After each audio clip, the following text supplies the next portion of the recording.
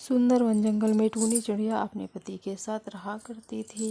पति पत्नी बहुत ही गरीब थे। बारिश की वजह से उनकी हालत बहुत ही गंभीर हो गई थी। पास ही में उनकी एक सहेली रानू भी रहती थी। टूनी की बेटी का जन्मदिन था। वो अपने पति से कहती है, क्यों जी, कुछ ना कुछ तो व्यवस्था करनी ही पड़ेगी क्योंकि मेरी बेटी का तो जन्मदिन है। उसका पति कहता है, टूनी तुम चिंता मत करो, मैं जा रहा हूँ, कुछ ना कुछ व्यवस्था करके जरूर ही लाऊंगा क्योंकि मेरी बच्ची का जन्मदिन जो है।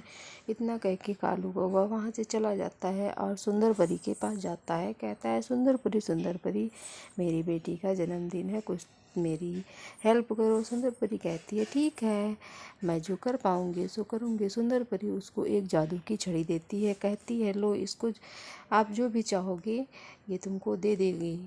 कालू कौवा और उसके सारे दोस्त खुश होकर वहाँ आ जाते हैं। कहते हैं, अब तो मेरी बेटी का जन्मदिन बहुत ही अच्छे से हो जाएगा। टूनी का पति जंगल में पहुँचता है और अपनी टूनी को इसके बारे में सब कुछ बताता है। टूनी कहती है, ठीक है, दिखाओ अपनी मैजिक छड़ी। कालू अपनी मैजिक छड़ी घुमाता है लेकिन उस छड़ी का कोई जवाब नहीं होता है।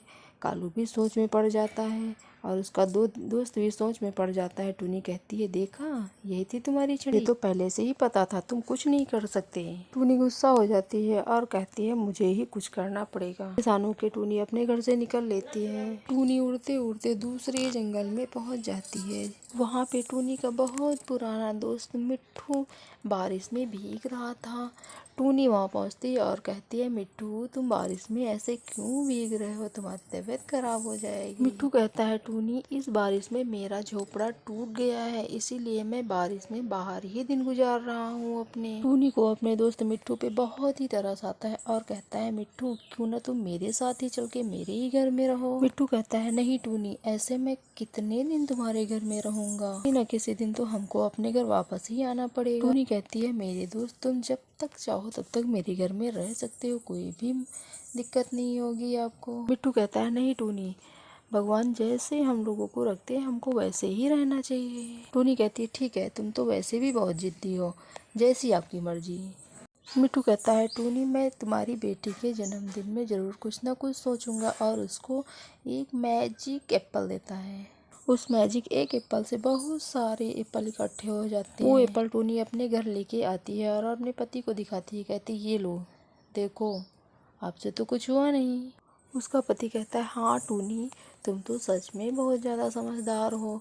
टूनी कहती, वो तो मैं पहले से ही थी। टूनी जंगल के सारे पक्षियों को निमंत्रण देने जाती है। सबसे पहले वो अपनी बुलबुल मौसी के पास पहुंचती है और उसको सारा हाल बताती है और कहती है, बुलबुल मौसी, तुमको मेरी बेटी के बर्थडे में जरूर आना है। बुलबुल मौसी कहती है, ठीक है, आऊंगी। उसके बाद टूनी चील मौसी के पास जाती है। टूनी चील मौसी को भी निमंत्रण दे आती है। कहती है कि मेरी बेटी का जन्मदिन है, तुमको जरूर आना है। उसके बाद टूनी गौरी कवि के पास जाती है। बारी बारी करके वो अपने सारे दोस्तों को निमंत्रण दे देती है और सारे पक्षी आने को तैयार हो जाते हैं। टूनी अपने घर वापस आती है और दावत के लिए बहुत कुछ बनाती है, केक भी बनाती है, सारा कुछ बना के तैयार कर देती है। उसके बाद सारे जंगल के पक्षी आ जाते हैं और सब मिलके पार्टी का एंजॉय करते हैं। बढ़िया से अपनी बेटी के जन्मदिन की तैयारियां करती है और बर्थडे मनाती है।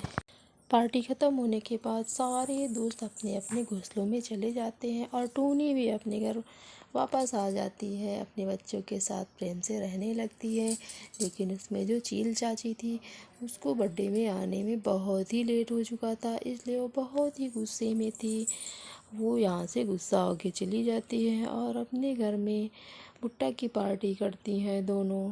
कहती हैं कि अब कभी भी टूनी के यहाँ हम लोग नहीं जाएंगे क्योंकि टूनी ने मेरा इंतज़ार नहीं किया है। टूनी चील चाची को वैसे भी कभी पसंद नहीं करती थी। चील के साथ जो हुआ बहुत ही अच्छा हुआ। टूनी अपने दोनों बच्चों के साथ हंसी खुशी रहने लगी। बच्चों, कहानी कैसी लगी? अगर कहानी अच्छी लगी हो तो चैनल को सब्सक्राइब करना। राधे राधे।